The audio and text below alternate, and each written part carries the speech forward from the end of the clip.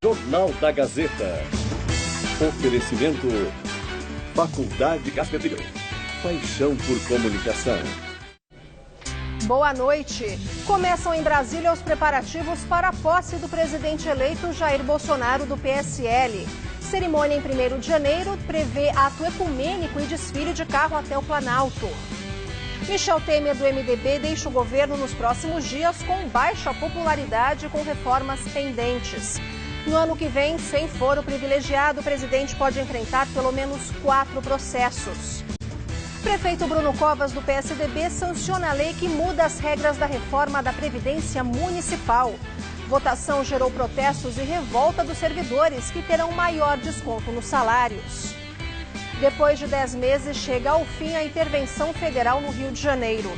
General Braga Neto afirma que missão foi cumprida e índices de criminalidade reduzidos. Ministério Público de Goiás prepara a primeira denúncia oficial contra João de Deus. Médium vai responder por estupro de vulnerável e violação sexual mediante fraude. E você vai ver essas e outras notícias no Jornal da Gazeta, que começa agora.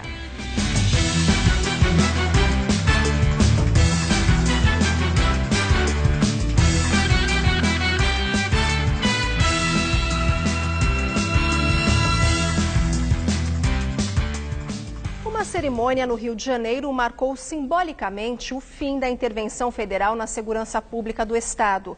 Em vigor há 10 meses, a intervenção conseguiu baixar vários índices de criminalidade. Oficialmente, o poder dos militares na segurança do Rio termina na próxima segunda-feira. O decreto do presidente Michel Temer, que instituiu a intervenção federal, foi assinado no dia 16 de fevereiro, após um carnaval marcado por arrastões e ataques de criminosos. Hoje, uma solenidade simbólica anunciou o fim da operação. O comando foi do general Walter Braga Neto, que fez um balanço dos trabalhos e disse que todos os objetivos propostos foram atingidos e que a missão das Forças Armadas foi cumprida.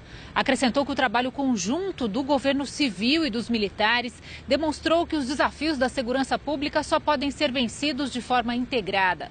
O governador em exercício do Rio de Janeiro, Francisco Dornelles, do PP, disse que o Estado estava à beira de uma convulsão social e que a intervenção impediu que ocorrências graves acontecessem.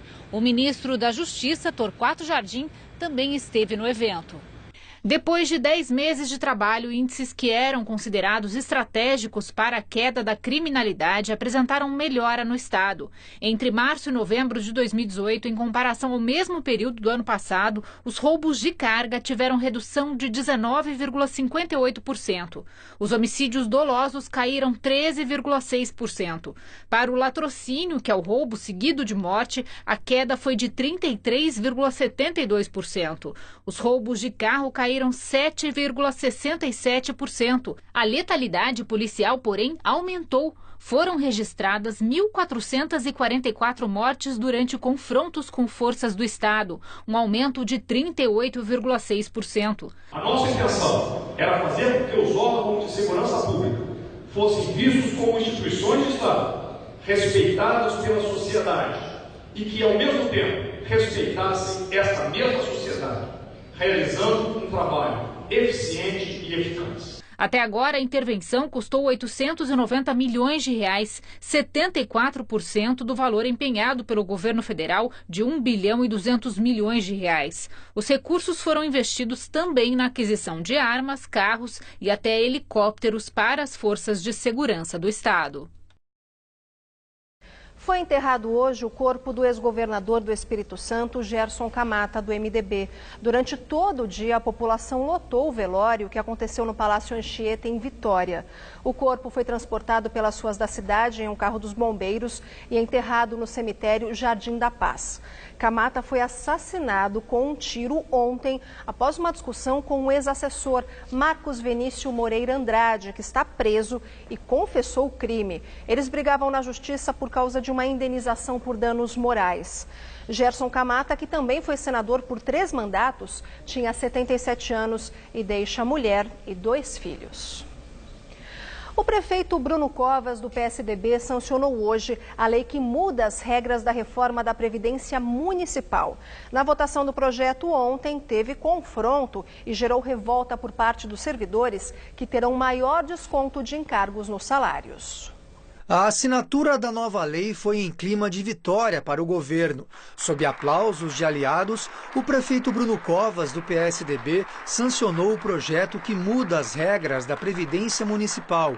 Entre os pontos da nova reforma estão o aumento do desconto na folha de pagamento dos servidores de 11% para 14% e a criação de um sistema previdenciário complementar com o intuito de beneficiar trabalhadores com salário superior ao teto, que é de R$ 5.600. Só para 2019, a gente está falando em algo em torno de 370 milhões de reais.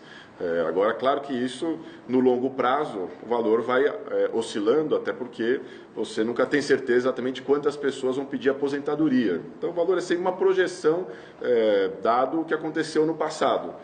Do lado de fora, o prédio da prefeitura ficou cercado por viaturas da Guarda Civil Metropolitana, aparentemente para proteger o prédio de protestos como os de ontem. Durante a votação da proposta na Câmara Municipal, houve confusão e a Guarda usou bombas e gás lacrimogêneo para dispersar os manifestantes. Alguns chegaram a depredar a entrada do Palácio Anchieta. A lei, aprovada por 33 votos a favor e 17 contra, já vinha sendo debatida desde o mandato de Fernando Haddad, do PT.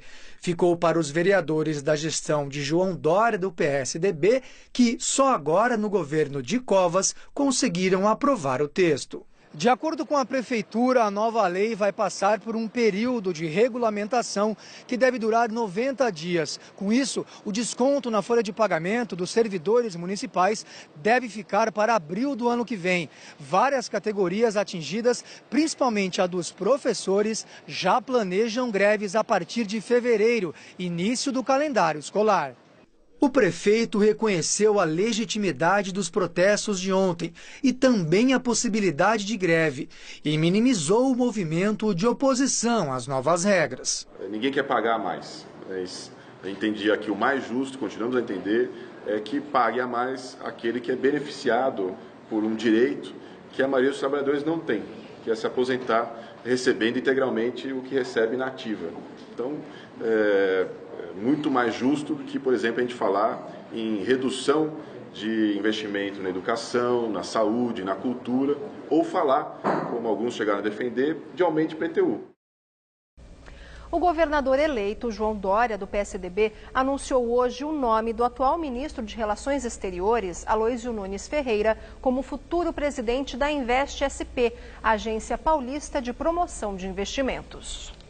Aloysio Nunes Ferreira é formado em Direito e já exerceu cargos de deputado estadual, deputado federal e senador. Foi ainda ministro-chefe da Casa Civil e da Justiça no governo de Fernando Henrique Cardoso. Em 2014, foi vice de Aécio Neves, do PSDB, na disputa à presidência. Ele é o 7º ministro da equipe do presidente Michel Temer a ser anunciado como integrante da futura gestão Dória. Nunes assumirá a presidência da Invest SP, agência paulista de promoção de investimentos, e será subordinado à Secretaria da Fazenda, Planejamento e Gestão, cujo titular, anunciado há 2 semanas, é o ex-ministro da Fazenda de Temer, Henrique Meirelles. Além deles, Dória convocou outros 5 ministros que integram ou integraram o governo Temer. Atual titular do turismo, Vinícius Lumertz, será secretário da pasta correspondente em São Paulo. Ministro das Cidades, Alexandre Baldi, será secretário dos Transportes Metropolitanos. Titular da Ciência, Tecnologia, Inovações e Comunicações, Gilberto Kassab vai para a Casa Civil. Ministro da Cultura, Sérgio Sá Leitão, assumirá a pasta correspondente em São Paulo. E Rocieli Soares, ministro da Educação, segue para a mesma pasta. Daqui a pouco, na entrevista do dia, com Maria Lídia Flandoli, um balanço da política na transição pós-eleição 2018. Recebemos o ex-governador de São Paulo, Cláudio Lembo.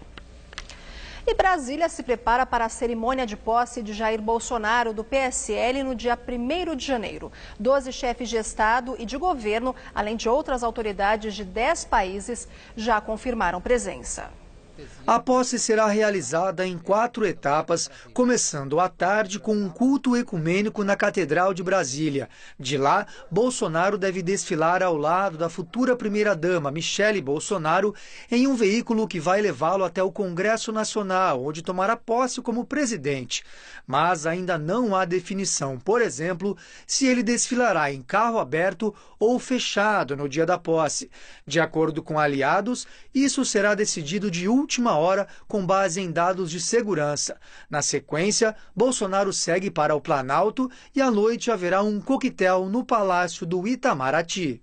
A lista de convidados de Bolsonaro e da primeira-dama Michele para a cerimônia é de 140 pessoas. O grupo é formado principalmente por familiares e funcionários do gabinete do presidente eleito. Ao todo, devem ser convidadas 2.000 pessoas para esta etapa da posse, que terá a presença de deputados, senadores e os eleitos em outubro. A população vai poder acompanhar o evento em espaços determinados na esplanada dos ministérios, mas o acesso aos palácios será restrito. O Gabinete de Segurança Institucional já realizou um ensaio da posse no último domingo e um novo teste é previsto para o dia 30 de dezembro. Hoje, 18 ministros do governo Jair Bolsonaro participaram pela manhã de um curso sobre governança pública na Escola Nacional de Administração Pública, em Brasília. Entre os presentes, Onyx Lorenzoni, ministro da Casa Civil, e Sérgio Moro, da Justiça e Segurança Pública. Em documento entregue pela equipe de Bolsonaro aos ministros, uma espécie de agenda dos 100 dias do novo governo diz que eles podem revogar medidas tomadas nos últimos 2 meses da gestão Temer. Recentemente, o presidente eleito criticou algumas decisões do MDBista. Uma delas foi a indicação do líder do governo Temer no Congresso, deputado André Moura, para uma diretoria da Anvisa. Após passar o feriado na base naval da Restinga de Marambaia, Bolsonaro voltou hoje para casa na Barra da Tijuca, na zona oeste do Rio de Janeiro. A Embaixada de Israel confirmou hoje que o primeiro-ministro Benjamin Netanyahu vai estar presente na posse de Jair Bolsonaro no dia 1º de janeiro. O embaixador de Israel no Brasil, Yossi Shelley, confirmou a presença de Netanyahu em Brasília, negando uma informação divulgada anteriormente de que o premier anteciparia sua volta a Israel por causa da decisão do parlamento de adiantar as eleições de abril de 2019. Além de conversar com o novo presidente brasileiro, estão previstas reuniões entre Netanyahu e os ministros da Defesa e das Relações Exteriores. Bolsonaro defende uma aliança com Israel, inclusive a mudança da embaixada brasileira de Tel Aviv para Jerusalém, local sagrado de conflitos entre judeus e palestinos. O posicionamento político de Bolsonaro incomoda o mundo árabe e poderia, num futuro próximo, prejudicar a economia, já que os países árabes são dos maiores importadores de carne bovina e de frango do Brasil. E agora vamos ao comentário de Josias de Souza, direto de Brasília. No próximo dia 2 de janeiro, passadas as festividades da posse, começa o governo de Jair Bolsonaro. O início da nova gestão será marcado por 2 peculiaridades. A oposição está estilhaçada, eis o primeiro traço particular da atual conjuntura política. A segunda particularidade é complementar à primeira. Com as forças rivais fragmentadas, os aliados de Bolsonaro assumem paradoxalmente a posição de principais adversários do novo presidente. Em condições normais, o Partido dos Trabalhadores seria um opositor duro de roer nesta largada do governo do capitão. Mas o PT tem outras 3 prioridades: Lula, Lula e Lula. Enrolado na bandeira do Lula livre, o partido afugenta até velhos aliados no Congresso. O PSDB, que em tese poderia se opor a Bolsonaro, está dividido.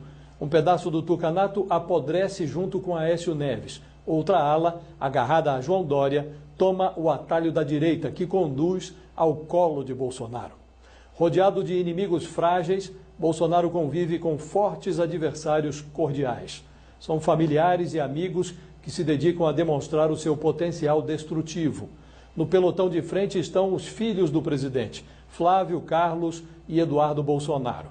Os três têm mandatos eletivos, influência junto ao pai e disposição para produzir encrencas. Fornecem ministros precários, assessores atípicos e ofensas típicas.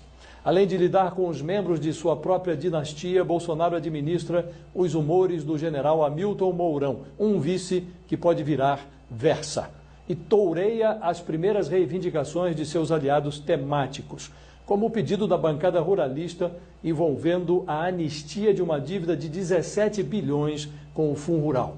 De resto, líderes de partidos amigos que julgam ter recebido de Bolsonaro menos atenção do que merecem, aguardam na curva pelos erros do capitão. Com aliados assim, o novo presidente dispensa adversários. Boa noite. O presidente Michel Temer, do MDB, deixa o governo nos próximos dias com baixa popularidade e sem aprovar todas as reformas prometidas. No ano que vem, sem o foro privilegiado, ele pode enfrentar pelo menos 4 processos.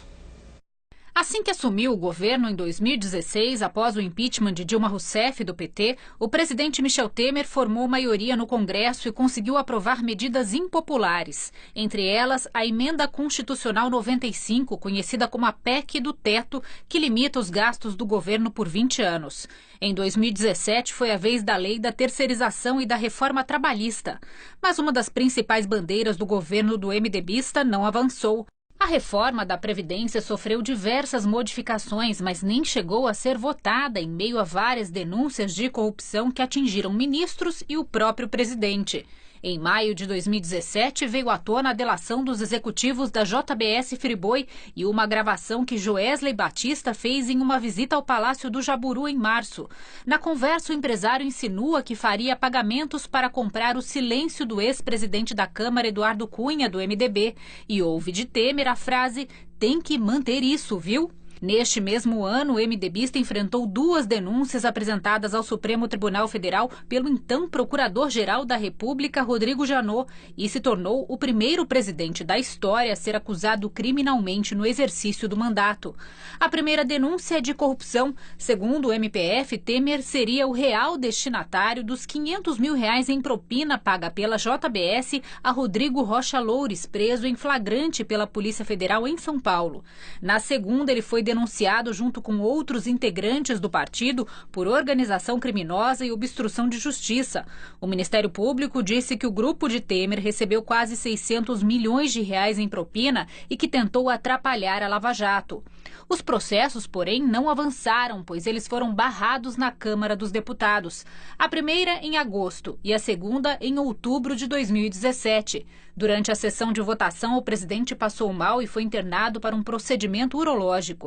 Ainda em meio a tentativas de votar a reforma da Previdência, o presidente passou por cirurgias na uretra em São Paulo. Em fevereiro deste ano, Temer assinou a intervenção federal na segurança pública do Rio de Janeiro e nomeou o general do Exército, Walter Braga Neto, para o cargo de interventor.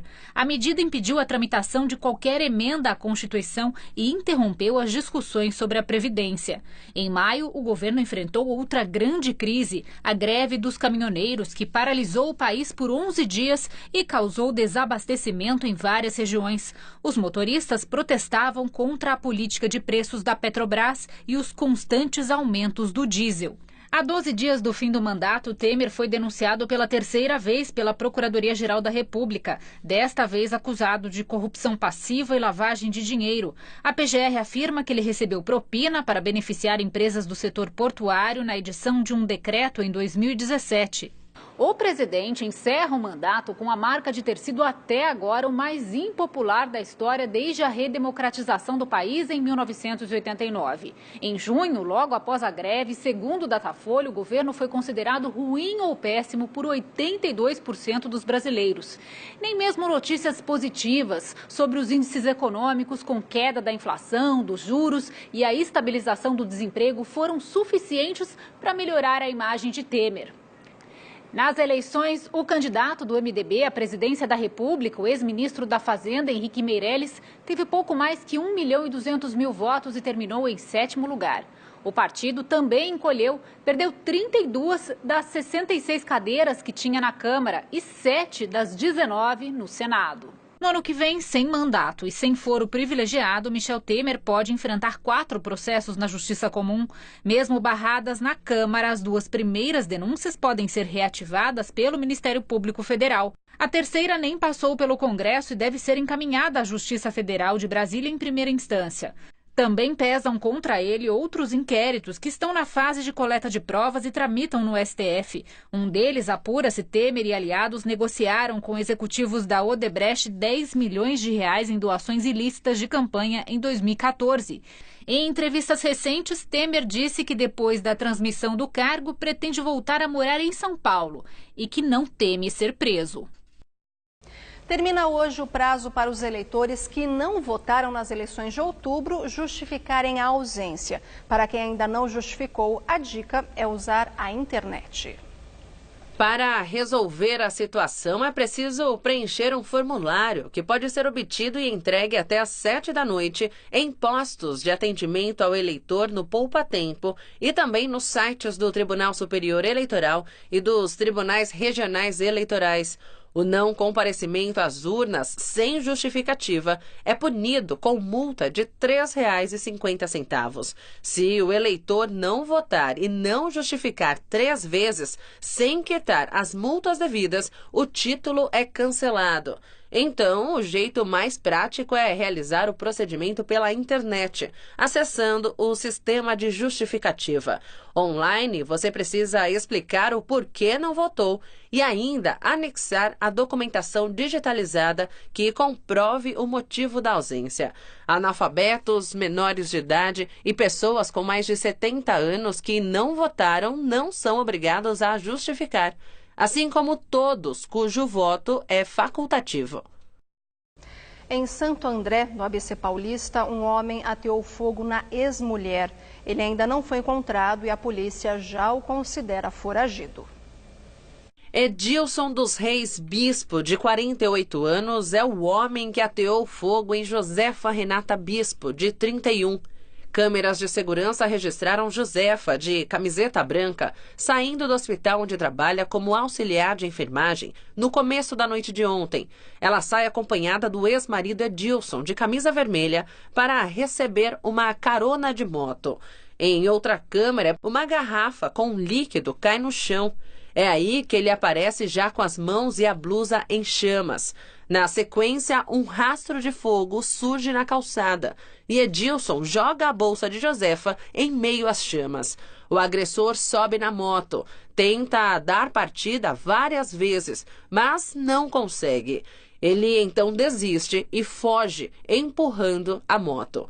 Ferida, a Josefa pede ajuda para quem passa e se arrisca para pegar o celular que estava dentro da bolsa em chamas.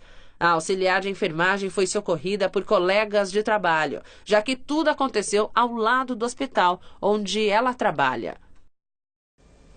Josefa Renata Bispo está internada no Hospital das Acácias, em Santo André, o mesmo onde ela trabalha.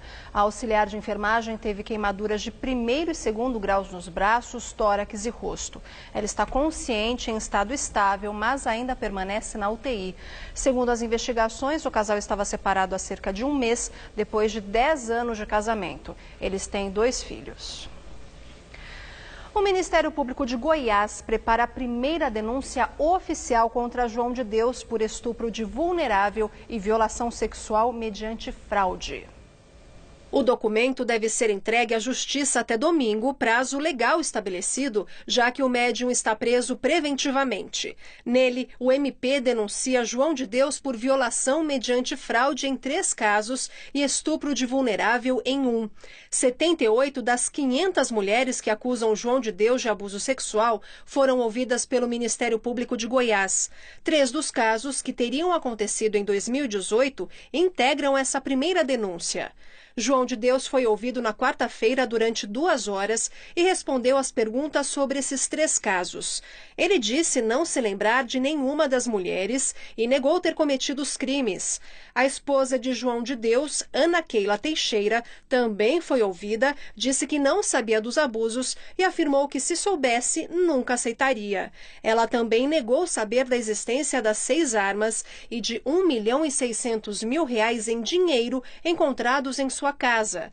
A corporação avalia se ela irá responder como coautora dos crimes ou como testemunha. João de Deus, de 76 anos, está preso no núcleo de custódia do Complexo Prisional de Aparecida de Goiânia desde o último dia 16, quando se entregou à Polícia Civil. E a manutenção da prisão de João de Deus será decidida no Supremo Tribunal Federal. A defesa do médium pede a liberdade, alegando que ele é réu primário, idoso e doente. Já a Procuradora-Geral da República, Raquel Dodge, enviou ontem uma manifestação em defesa da prisão preventiva de João de Deus. Dos 11 ministros do STF, 5 deles conhecem pessoalmente ou já se consultaram com um médium, o que pode impedir a decisão dos magistrados sobre o caso. Mas, durante o plantão judiciário, a sentença cabe ao presidente do Supremo, Dias Toffoli, um dos que já se consultou com João de Deus. Investigado pela Lava Jato do Rio, o doleiro pernambucano Bruno Farina foi preso no Paraguai pela Interpol. A Justiça Paraguaia já determinou a extradição dele. O brasileiro foi detido na casa da sogra, em Hernandaria, cidade paraguaia onde fica a usina hidrelétrica de Itaipu. Bruno Farina era alvo de uma ordem internacional de captura a partir de investigações da Operação Câmbio Desligo, que desmantelou uma complexa rede de corrupção envolvendo doleiros em vários estados brasileiros, inclusive o ex-governador Sérgio Cabral do MDB, preso e condenado na Lava Jato. O esquema ilegal teria movimentado R$1 bilhão e 600 milhões em 52 países. No Brasil, Bruno Farina é acusado de corrupção ativa e passiva, lavagem de dinheiro, organização criminosa e evasão. Segundo o Ministério do Interior do Paraguai, Farina é sócio de Dário Messer, chamado pelo Ministério Público Federal de Brasileiro Doleiro dos Doleiros. A condenação pode chegar a 30 anos de prisão. Segundo a imprensa paraguaia, ao ser preso, o doleiro disse que no Brasil nunca foi acusado de nada e que tudo será esclarecido com o tempo. O dólar comercial fechou essa quinta cotado a R$ 3,89, uma queda de 0,64%. O Ibovespa, principal índice da Bolsa Brasileira, fechou em queda de 0,16%, com 84.995 pontos. E agora vamos ao comentário de economia com Denise Campos de Toledo. Os vários índices de inflação têm metodologias diferentes de apuração. Os IGPs, entre eles o IGPM, têm um peso mais forte de preços no atacado, que sofre maior influência do dólar. É o caso de produtos agropecuários e minerais negociados no exterior, as commodities. Por isso, estão fechando o ano em nível mais alto que os índices ao consumidor, como o IPCA, que é a inflação oficial. É um problema para quem tem contratos corrigidos por esses índices, como os aluguéis. Sempre cabe uma negociação. Se o contrato acertado prevalecer, o reajuste vai ser quase o dobro de quem usa a referência oficial. Porém, de modo geral, a inflação cedeu bastante neste final de ano. Tem sido uma boa surpresa e já alterou as previsões para os juros básicos. O mercado ainda espera alguma elevação da Selic em 2019, como forma de o Banco Central manter a inflação sob controle, mas uma variação pequena, inclusive porque a acomodação dos índices tem relação com o desempenho ainda meio fraco da economia. A atividade econômica vem em recuperação, mas está longe de voltar ao nível anterior à crise. O comércio, por exemplo, teve um desempenho neste Natal bem melhor que no ano passado. Só que, com o atual ritmo de retomada, conseguiria chegar ao patamar das vendas de 2014 lá para 2020, o que não dá muito espaço para grandes remarcações de preços. Os momentos de inflação mais pressionada ao longo do ano coincidiram com reajustes mais pesados dos preços administrados, como é o caso de energia e combustíveis. A normalização das chuvas e o recuo do dólar pós-eleições levaram a ajustes para baixo, que colaboraram para a deflação registrada por alguns índices países desde novembro. A torcida é para que não haja uma reversão desse movimento no próximo ano. O dólar é um dos fatores que podem atrapalhar. Vem rodando acima das projeções do próprio mercado, principalmente por fatores externos. Até alimentos podem sentir os reflexos. Mas, por enquanto, o que temos é inflação mais baixa, que ajuda na recuperação do poder de compra dos consumidores. Assim como a manutenção dos juros básicos baixos tende a estimular o consumo. O problema por aí é que os juros ao consumidor permanecem bem distantes da taxa básica, definida pelo Banco Central. Uma boa noite. Autoridades da Indonésia elevam o nível de alerta do vulcão que provocou uma tsunami na semana passada. Hoje, o governo indonésio elevou para o nível 4, em uma escala que vai até 5, o alerta para a população de duas grandes ilhas que estão mais próximas do vulcão. A recomendação é a distância de 1 quilômetro da costa, pois há risco de maremoto. As pessoas também estão proibidas de se aproximarem a um raio de menos de 5 quilômetros em torno do vulcão. O vulcão Anak Krakatoa está em atividade desde julho, mas no último dia 22, o deslizamento consequente de uma nova erupção provocou uma onda gigante que chegou à costa oeste da ilha de Java e do sul da ilha de Sumatra, matando 430 pessoas. Um aventureiro norte-americano entrou para a história ao se tornar a primeira pessoa a cruzar a pé a Antártica. Colin O'Brady, de 33 anos, é triatleta profissional e já tinha escalado a maior montanha do mundo, o Monte Everest, no Nepal. Ontem ele completou sozinho, sem qualquer tipo de ajuda e a pé, a travessia de 1.600 quilômetros do continente antártico. Foram 54 dias caminhando na neve, a uma temperatura de 28 graus negativos, carregando um trenó de 181 quilos, que continha basicamente comida. Sua jornada foi postada em seu Instagram. Nunca ninguém na história conseguiu completar o percurso nessas condições. A última pessoa que tentou fazer a travessia da Antártica foi um militar inglês de 40 anos em 2016. Mas ele ficou sem comida no final do caminho, precisou ser resgatado e morreu no hospital em decorrência de uma infecção bacteriana. E veja a seguir, na entrevista do dia com Maria Lídia Flandoli, um balanço da política na transição pós-eleição 2018. Até já!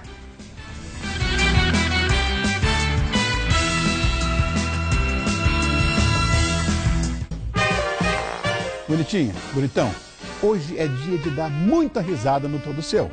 Eu converso com os comediantes Rafinha Bastos e Jade Cata Preta e também com Daniel Zuckerman, que conta histórias divertidíssimas pra gente. Você foi preso? Eu não nesse caso, né? Desta vez não. E ainda recebo esse rapaz que é insuportável, de tão talentoso, que está fazendo um sucesso danado no mundo todo. Ziba.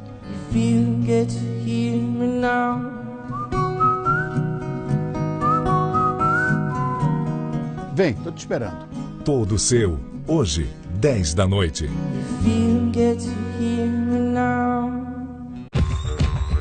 Nós somos um povo trabalhador, isso é fato. É fato também que a gente quer crescer, se desenvolver.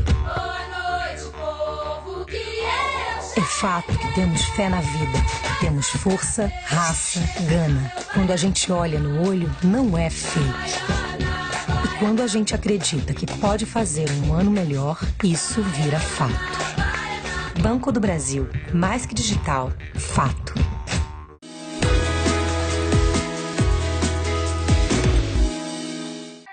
Tá a fim de escrever a sua própria história? Que tal dirigir a sua própria vida? Então corre pra cá, que a sua hora chegou. Bem-vindo ao Universo Casper, um lugar certo para você pensar, criar e questionar. Na Casper, razão e emoção se unem para fazer diferente, fazer melhor. E você, aceita o desafio? Tem muita coisa nova te esperando por aqui. Faculdade Casper Líbero. Paixão por comunicação. Chegou a temporada das chuvas. Mas a Prefeitura de São Paulo está fazendo tudo para o tempo não fechar para você. Está podando árvores, limpando córregos, limpando bueiros e bocas de lobo. Agora a gente precisa de você. Jogue o lixo no lixo. Assim, na hora da chuva, a gente garante mais segurança para todo mundo. Respeite a chuva. Prefeitura de São Paulo. Neste domingo, como foi o desempenho dos times paulistas nos principais campeonatos de 2018? Confira no Mesa Redonda Especial, o Ano do Futebol.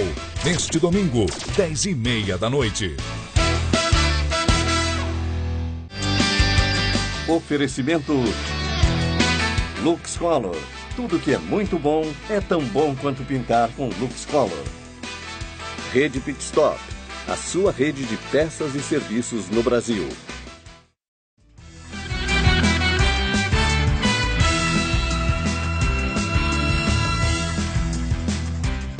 O tradicional palco aqui da Avenida Paulista já começou a ser montado. E para você planejar a noite da virada, na segunda-feira, dia 31, a gente mostra a programação do Réveillon da Paulista. Milhares de pessoas vão se despedir de 2018 com muita gargalhada. Diferentes atrações do grupo de comédia Risadaria vão se apresentar nos intervalos dos shows musicais. Entre as 6 e 7h30, a Paulista vai ser um grande baile de forró. Depois, o samba de Diogo Nogueira comanda a festa.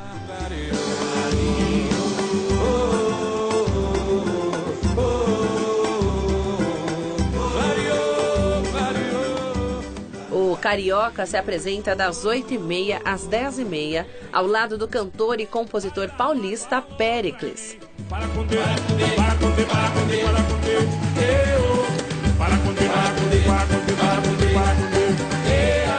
A contagem regressiva na virada do ano fica por conta de Jorge Benjor.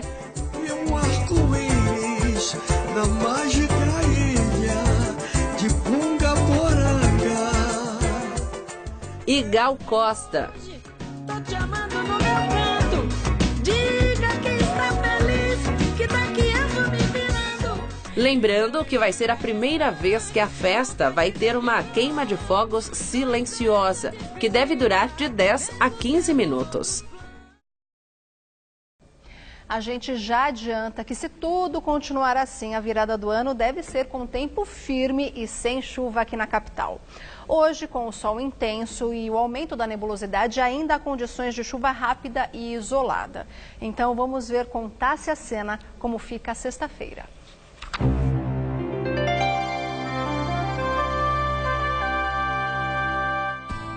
A semana termina ensolarada em praticamente todo o país. As altas temperaturas registradas nos últimos dias possibilitam a formação de nuvens e, como é típico no verão, a chuva cai no fim da tarde. Destaque para as áreas mais escuras do mapa. Na região sul, uma nova frente fria avança. Vamos à nossa tabela. No interior de Santa Catarina, pode chover de forma isolada. Já na capital, Florianópolis, tempo firme de 29 graus. Em Belo Horizonte, faz 27 e há previsão de temporais. A chuva pode cair forte também em Brasília, onde esquenta até os 28. Já em Aracaju, calorão de 30 graus e céu aberto. Amanhã, no estado de São Paulo, ocorrem mudanças climáticas que favorecem as pancadas de chuva já à tarde.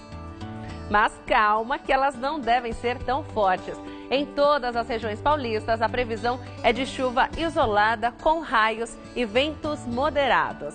Para o litoral, sexta-feira de sol com chuva rápida. Temperatura mais amena em Santos, 28. E dia quente em Caraguá, com 31. Na Grande São Paulo, o calor também continua amanhã. Aqui na capital, a sexta ainda fica instável, com possibilidade de chover em alguns bairros.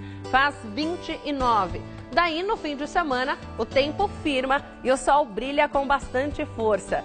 Termômetros variando entre 19 e 30 graus no sábado e entre 20 e 31 no domingo. Na entrevista do dia com Maria Lídia Flandoli, um balanço da política na transição após a eleição 2018. O Jornal da Gazeta recebe o ex-governador de São Paulo, Cláudio Lembo, professor de Direito Constitucional na Faculdade de Direito da Universidade Presbiteriana Mackenzie. Muito obrigada, professor, por estar conosco. Bom, professor, o presidente Michel Temer declarou outro dia que ele deixa o Brasil na economia em condições muito melhores daquelas que ele encontrou quando assumiu a presidência. Eu quero saber se Temer deixa na política o Brasil em condições muito melhores do que quando ele assumiu. Eu acho que sim. Eu acho que o Temer teve uma qualidade excepcional, que foi o equilíbrio emocional. Ele se segurou em momentos extremamente difíceis e o Brasil, indiscutivelmente, hoje está mais equilibrado que naquele momento do impeachment da presidente Dilma. Aquele era um ambiente de muita violência verbal, violência até física. E o Temer conseguiu equilibrar. Eu até acho que ele teve uma capacidade incrível emocional, levar desde o impeachment, ou fora Temer, até o dia de hoje. Acho que... E não se abateu com tudo que aconteceu com ele pessoalmente, aquela coisa do Jaburu, do Wesley Batista, né?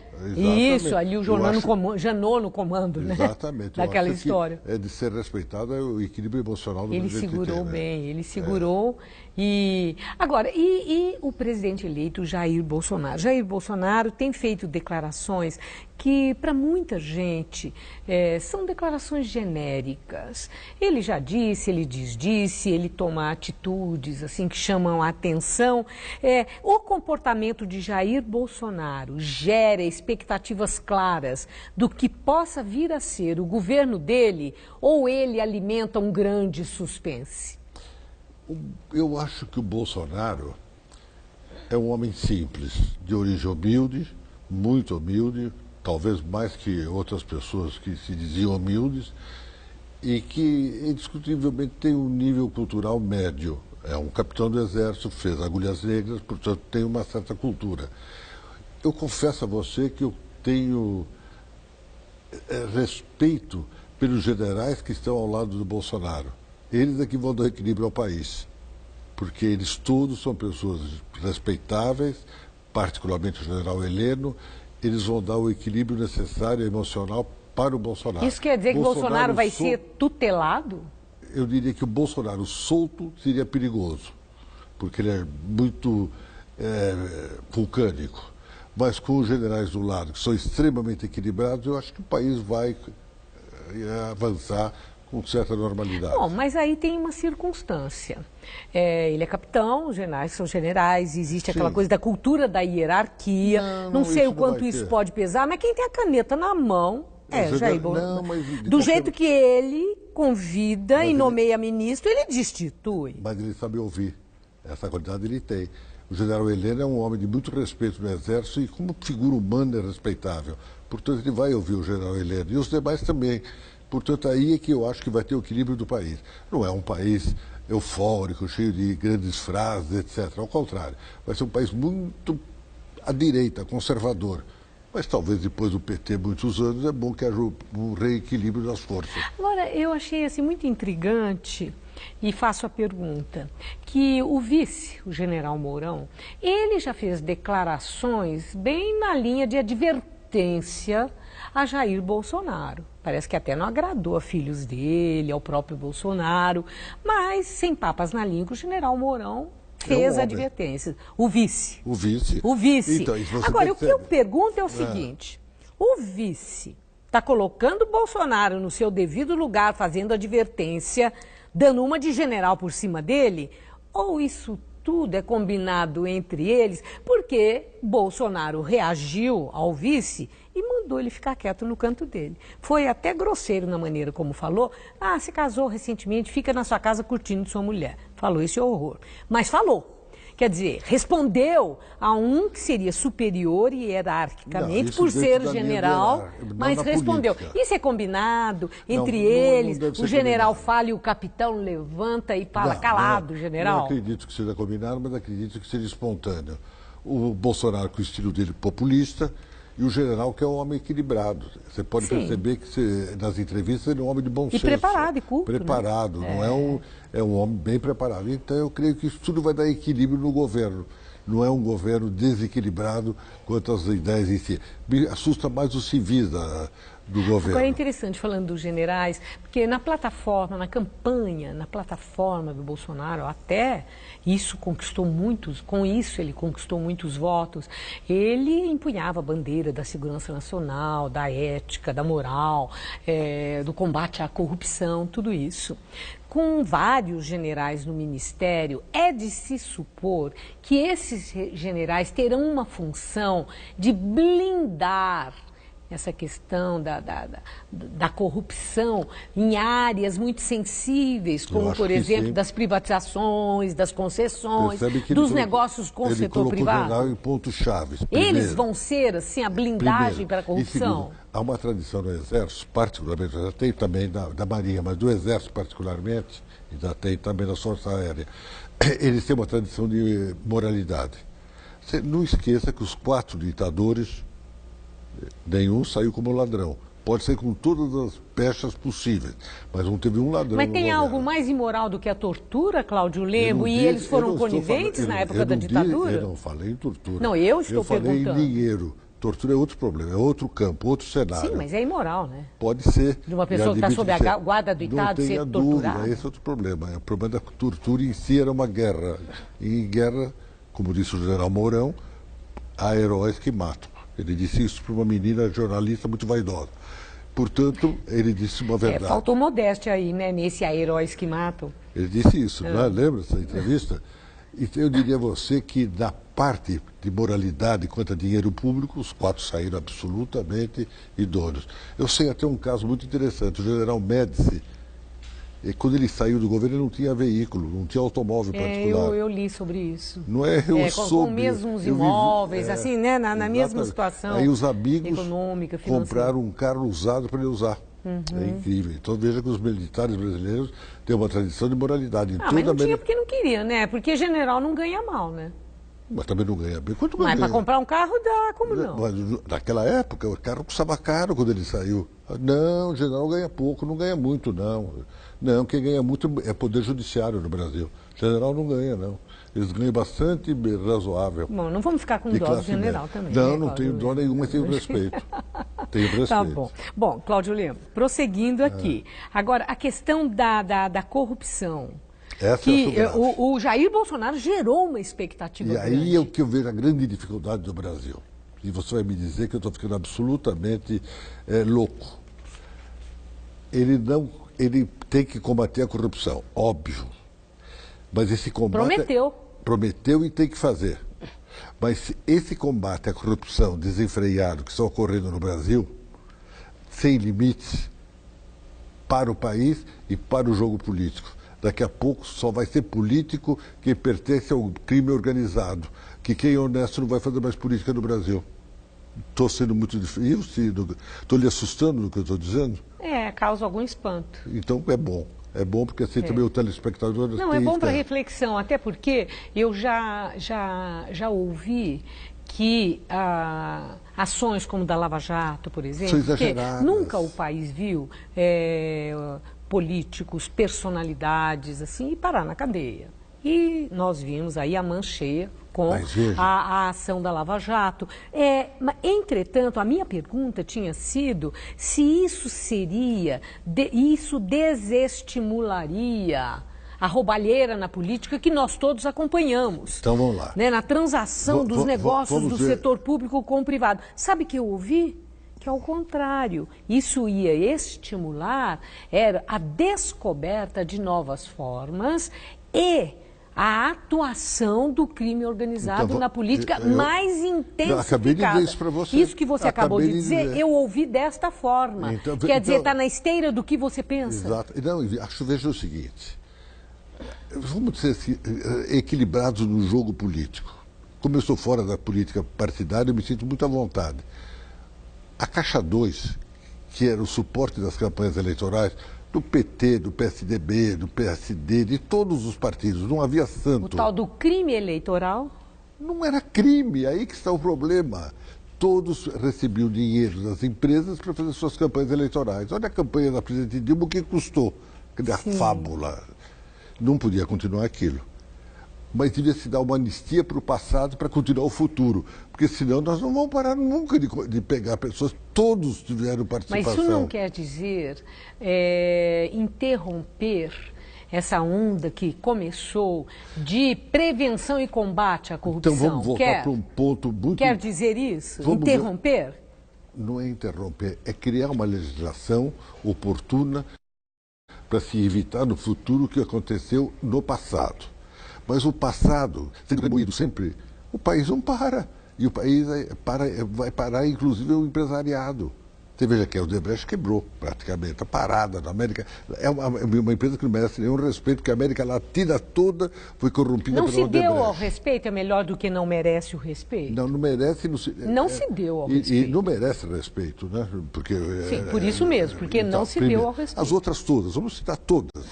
Então nós temos que pensar um pouquinho e parar essa ânsia que existe no Brasil hoje de perseguição para começar o futuro, senão não vamos ter futuro. A perseguição não é racional, né? Não é racional. É emocional. E mais, minha filha, não é bom, o governo do PT fez erros absurdos. A delação premiada, como foi feita no Brasil, é uma loucura. Se você puser um prisioneiro, depois de um mês ele vai delatar o mundo inteiro, os 220 milhões de brasileiros. E também aí atribuir assim, ao PT, quando nós sabemos dos nomes todos dos outros partidos, nomes nacionais, eu citei, nomes fortes, grandes lideranças. Eu cito porque eu acho que os... Então não é o PT, né? Não é o PT em si, a instituição PT. As pessoas do PT que estiveram no governo, na parte jurídica, erraram. Eles não podiam ter feito as normas como fizeram. Sim. Foram levados numa... não se justifica de nenhum deles... Eu não disse que eles roubaram. A naturalidade. Eu estou dizendo que erraram na elaboração da lei. Eles importaram dos Estados Unidos os institutos e aí criaram monstros nacionais. Esse é o ponto. Agora, Bolsonaro, então existe aí 58 milhões de votos. A pesquisa que foi lançada recentemente mostrou que ele tem 70% de aprovação da população. Que bom. Existe uma grande esperança. Você tirou a palavra que eu ia usar, o adjetivo. É a esperança que move o ser humano. Nós temos todos que ter esperança que dê certo. Esse é o ponto. Mas aí tem uma outra coisa que também apareceu, uma pedra no caminho, diria o poeta. Então essa história desse fulano... o Queiroz. É muito recente. O tal Queiroz, o Queiroz é o passado. Que era um assessor. E que, de repente, o COAF mostra toda aquela movimentação financeira. Não, ele disse que ele é vendedor de carro, por isso que movimentava muito. Ele deu uma explicação lá, que tudo bem, ele está dando a explicação dele. Não sei se é tudo bem, mas ele está dando a explicação dele e, entretanto, também não justificou como é que entrou tanto dinheiro, né, da conta de funcionários. Isso não foi explicado ainda. Era um hábito mas a pergunta, brasileiro. Eu não quero nem saber do Queiroz, porque ele não é nada na ordem das coisas. Coitado. Mas eu quero saber o quanto isso compromete a credibilidade do presidente eleito. Essa credibilidade, Bolsonaro sai tisnado dessa história? Não, é uma coisa tão pequena, primeiro. Primeiro não foi por ser pequeno? Não é ele já. Isso não atinge a ele por ser pequeno? A prática? Não, pera, a senhora não me permitiu. Não foi o Jair Bolsonaro que fez a operação com os seus funcionários. Foi o filho dele. Então o filho que tem que ser examinado. Foi o assessor. E o filho. Queiroz. E o filho. Era assessor do filho diz que dele. Ele não. Era assessor do filho. É assessor do filho. Exatamente. É isso que eu digo. Então não atingiu o Jair Bolsonaro em si. E que depositou na conta da mulher dele. Ficou esquisito. 20 mil reais. 24. 24 mil reais. Você vê que uma coisa pequena de gente simples de classe média baixa. Então nós temos que pensar também com um certo equilíbrio. Isso havia em todas as assembleias legislativas do Brasil. O fato de ser pequeno não atinge a imagem e a esperança em Bolsonaro? Não, a mim não. Pode ser que atinja outras pessoas. Eu estou falando da população. E eu acho que eu faço parte da população. Isso nem me preocupou, porque eu conhecia o jogo político como ele era. E é isso mesmo. Agora, e o jogo político? O jogo político... Aí que eu acho que o Bolsonaro tem problema. Ele tem 10% da Câmara Federal, com o partido dele, que é um partido complicado. Mas vai crescer, né? O partido espera crescer muito, ficar o primeirão lá. Pode crescer, pode fazer tudo o que quiser. Ele vai ter problema na Câmara Federal e no Senado. Se ganhar o Renan Calheiros para ser presidente do Senado, você vai ver o tem chance? Eu acho que ganha. Porque está uma pressão ali para que ele não entre. Eu acho que ele ganha. Acha? Ele é forte assim? Ele é forte, ele é competente. Ele é competente. E mais, os políticos querem alguém que os defenda. É competente por quê? É porque é persuasivo, trabalhador, é uma liderança e tal? Ou é por outras razões, não, vamos dizer, porque mantém as pessoas sob seu comando comprometidas? E os políticos vão querer alguém, os políticos, não o povo, vão querer alguém que possa afrontar o Bolsonaro. E só pode ser o Renan. Ele é o político que tem esse perfil? Essa capacidade. Que tem esse perfil. Experiência. Não lembra que foram eleitos nessa eleição porque houve uma renovação só ingênuos. E precisa operadores daquelas casas. Sim. As duas casas precisam de operadores. Agora, Lembo, a questão do jogo político. Com a polarização na campanha política, nós vimos que prevaleceu truculência, intolerância, tudo aquilo. Passada a eleição, essa intolerância refluiu ou ela está instalada? Não, refluiu. E a intolerância também não foi excessiva. A única vítima da intolerância foi o próprio Bolsonaro, que levou uma facada. Ninguém mais levou. Foi uma campanha calma, normal, democrática. E que consta que até ajudou, né? Eu acho que ele foi eleito graças à facada. Ele foi eleito graças à facada, é a sua opinião? Estava caindo o índice da posição dele na eleitorado. Ficou vítima, né? Virou vítima. E ele não tinha televisão, ele não tinha rádio e televisão, passou a ter rádio e televisão o dia inteiro. E as redes sociais, Cláudio Lembo, olhando para o futuro, o discurso político agora, o cenário é virtual ou a vida real é que vai... Tem duas coisas dessa eleição que tem que ser examinadas com carinho.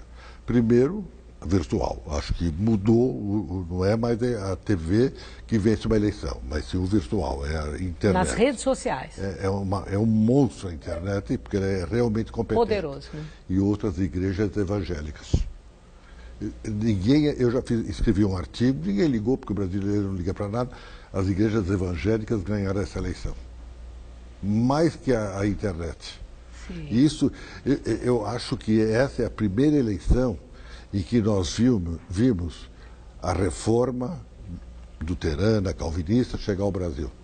Sim, mas lá no Congresso Nacional, a bancada evangélica, diante de todas as outras bancadas, é mais uma. É pequena, mas ela é unida, coesa, e o número delas pode fazer bloqueio dos trabalhos do Congresso. Pode dificultar o trabalho, mas não é quem vai garantir a votação e a aprovação dos projetos do Bolsonaro. Eu não falei isso, eu disse que a eleição do presidente da República teve uma grande parcela das igrejas evangélicas. Sim, sim. E olhando para o futuro, o seu olhar, vamos usar aquela palavra, é de esperança ou de apreensão? Não, é de esperança. É de esperança, voltando àquilo que eu disse a você no começo, porque tem os militares no poder. Ele tem de escolher os 5 ou 6 militares, ele deu o equilíbrio necessário para que ninguém faça loucuras totais. Chega na hora, um vai dar bronca e eles dão bronca e sabem enquadrar as pessoas intelectualmente. Portanto, eu acho que tem esperança, O Brasil precisa um pouquinho de equilíbrio. E é bom que o PT também se refaça e consiga ser um partido de esquerda nítido e limpo, e não o que ele foi. Ok. Cláudio Lembo, muito obrigado por sua reflexão, pelos subsídios que você nos traz para o entendimento do jogo político. Uma boa noite. Eu que agradeço. Muito obrigado. Luciana. O Jornal da Gazeta termina aqui. Ótima noite para você e até amanhã. Hoje, 10 da noite, o palco do Todo Seu recebe o talentoso Ziba.